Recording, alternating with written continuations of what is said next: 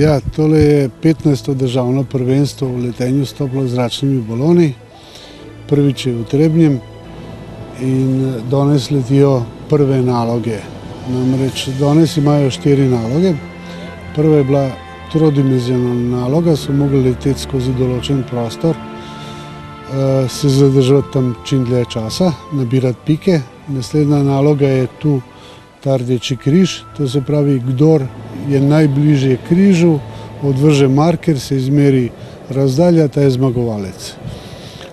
Tretja naloga je trodimenzionalna naloga spet, to se pravi ena točka v zraku in morajo čim bližje tej točki preleteti, kdor je najbližji je prvi, in zadnja naloga je kot.